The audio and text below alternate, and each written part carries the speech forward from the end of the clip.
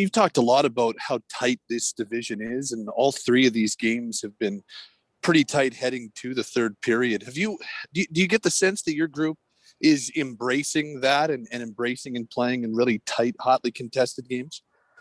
I think with the firepower, with three teams in particular, that might be our best way to win hockey games, is for us to play tight, because I don't know if we have the firepower in terms of goal scoring to play a wide open game with them teams. Okay, we'll go to Solemn next. Hi, Darryl. I'm wondering what you think the role of fighting is in today's National Hockey League. We saw one yesterday in your game. What do you think the role of fighting is today in the game? Well, there's not many. I still think that when you're carrying a weapon in a sport, that to be able to equal things up once in a while, I think it does help the game. So I'm not a proponent of it one way or the other. I think that really we're only talking about it today because there was one last night where a guy got knocked out. So okay, we'll go to Ryan Dietrich. Yeah, Darryl, we saw the guys out there wearing the mismatched socks, which obviously is in support of World Down Syndrome Day coming up.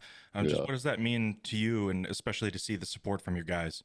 Well, I think that it's not just our guys. I think the National Hockey League and pro sports in general really jumped on board with a lot of different groups, such as Down syndrome, and obviously it's close to my heart, but it's awesome. I think that just tells you something about hockey players, how kind of hearts they have and the kind of things they do quietly for special needs. Go to Wes Gilbertson. Darryl, I know you stressed last night that this team wasn't yet where you wanted in terms of the being inside a playoff spot. I'm just wondering, in 3 games so far, what are you maybe most encouraged by? What are you most kind of pleased with that you've seen as you continue to kind of push for more? We have to take steps, Wes, to get better. It's not, you're not going to take big ones. It's little ones, and we've seen little ones. And last night we were by no means perfect or a game, but I do think that we showed a lot of composure and resilience. We come back, Edmonton comes back and ties it 3-3 and then score the winner. I think that we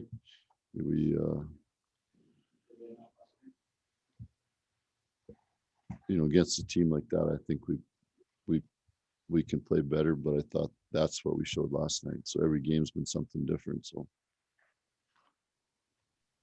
I'm just curious, following up on that, when you chat with the guys after or go through video, how do you kind of balance the, here's what I liked the resilience, I liked whatever, and then the kind of push for more? How do you go about balancing that? Well, the balance is pretty easy and very upfront and honest about it, and break it down last night and meet with the guys today as we did, and just go through it and find ways to get better and find ways to improve and make sure we understand that what you have to put into the game in terms of your preparation and so forth to win hockey games. And with the schedule, so I think it's so compact that you got to move on in a hurry from games. You just got to take what you can and move on to the next one. Okay, we'll go to Mark Steven. Darryl, you've given Brett Ritchie an expanded role with the club and working with Monahan and Gaudreau. Is he meeting your expectations? And just your thoughts on his play on that line for a couple of games. I just think the line needed watching them, Mark, the 2 games prior to me coming. I just thought the line needed some size and speed on that line. And I just thought that Brett's a combination of that. and good on him. I think he did a lot of, I think, talking about Brett today because he went out and backed up Shilly in the fight, but he also drew a penalty. He was good on the forecheck, and that's what we need him to do. I mean, those are his strengths and his size and his speed. So if he uses them, then we can, then he can fill a good role for us. Okay, thank you. Yep. We'll go to Ryan Leslie next. Darryl, I apologize if you addressed this last night or have said it in the past, but do you have your group now with a playoff-like mentality as they approach every game due to the urgency, due to the schedule, and due to where you're at? Do you have them, is the message a playoff mentality? Well, I guess it's a playoff mentality, but the bottom line is it's a big uphill climb, and we're just trying to get better and at the same time, get our identity back as a team. So if that is a playoff mentality, so be it. But quite honestly, it's the way this division is this year, and the schedule is.